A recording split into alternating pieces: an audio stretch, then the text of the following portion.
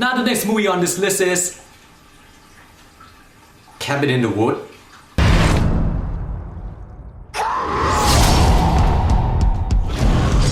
What is that thing? We have to stay together. Alright, I forgot it came out in 2012. Right, that was such a long time ago. So basically, Cabin in the Wood is a movie starring Chris Hemsworth and some other people. Now the movie is basically about this group of kids going camping in the Evil Dead forest basically. And it turns out that they're being sacrificed to like an elder god by this organization who pretty much created a scenario for them to die in a way of basically every horror movie ever created.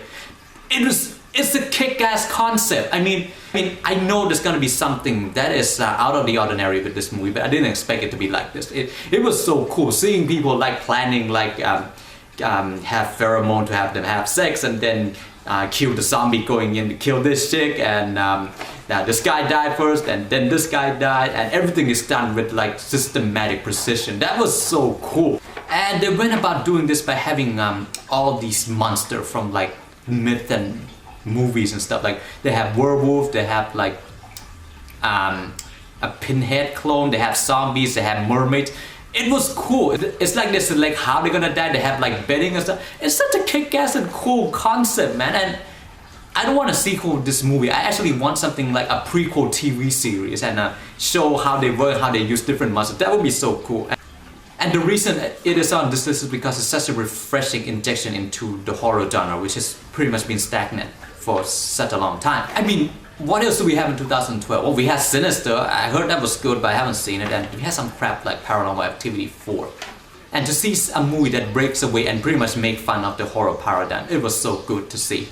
By all accounts, the movie was a success. The critics love it, and pretty much horror fans love it. So it's a great movie, a lot of blood, thumbs up. And the next movie on this list is none other than The Hobbit: The Unexpected Journey.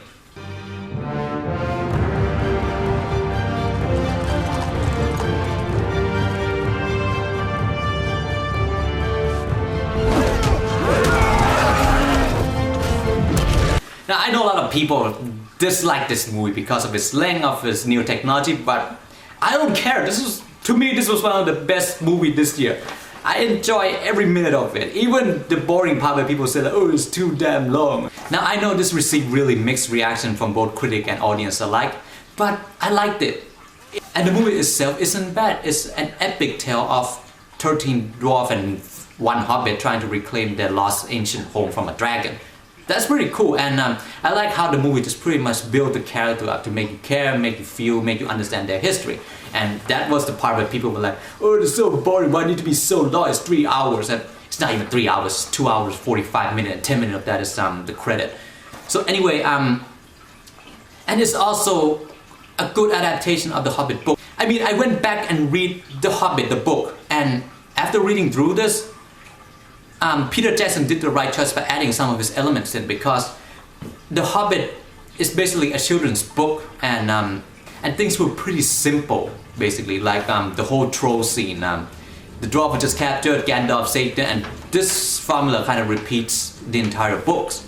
But the way Peter Jackson portrays it, it makes it more interesting, it makes it more fresh, basically. And in Peter Jackson, his direction is still the same. If you remember scenes from The Lord of the Rings, all of the aesthetic and the atmosphere returns in The Hobbit, and which makes the movie really enjoyable to watch, especially for people who are a fan of Tolkien, the Legendarium, and Peter Jackson film in general.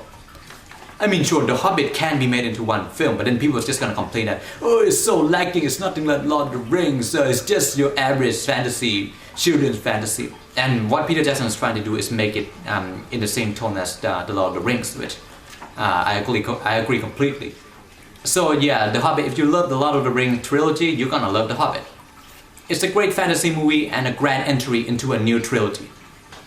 Now this next movie, you know what? Screw it. I'm gonna add it into my 2012 list despite the fact that I just saw it 2 weeks ago. This is Les Miserables. I dreamed a dream in time gone by, when hope was high, life worth living. Now since this movie is still in theater and it's still pretty new, I'm not gonna say anything much because I want you to go and see it. Now, well, it pretty much tells about like the suffering and how miserable life is in France during the early 19th century, basically. So this movie is basically about Jacques Valjean. I'm not sure if I pronounced that right. I think I pronounced it wrong, so I'm sorry, I can't speak French. And it's basically about his life, basically, and how he tried to get away from his past and try to run away from the people who try to keep the past coming back to him. And it's told with the backdrop of something grand and epic, pretty much the time where France was undergoing a new revolution after the fall of the Napoleonic Empire and a new king has been put in place.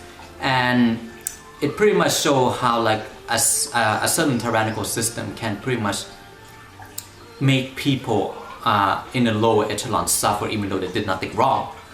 And it is a very powerful movie. This is a musical, and the visual, the acting, and the music pretty much is emotionally overwhelming for me.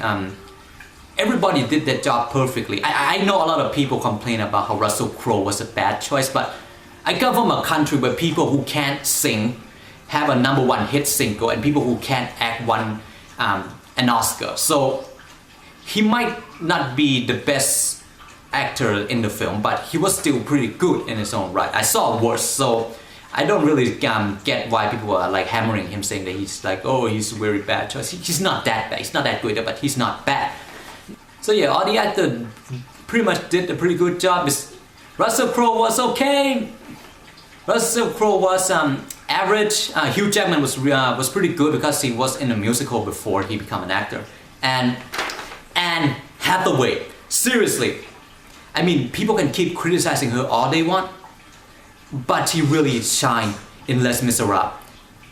That one scene, that scene where she sing the song I Dream a Dream, it was phenomenal. It was wow. I mean, the first time I saw Anne Hathaway was Princess Diary, and I can't believe that from that really Disney princess kind of point, she got to this point. I'm like, my mind is blown, basically. It was one continuous take, and she is singing and she is crying as she is singing, and it's one take. I don't know how to explain this. There's no cut in this scene. She sings all the way through the song, every syllabus, every tears. It was amazing. The entire movie, despite some of its flaw, is pretty much rectified by this one scene with Anne Hathaway, who pretty much made the movie one of the most memorable of 2012. So we are gonna be seeing it soon when the Blu-ray comes out. Get it.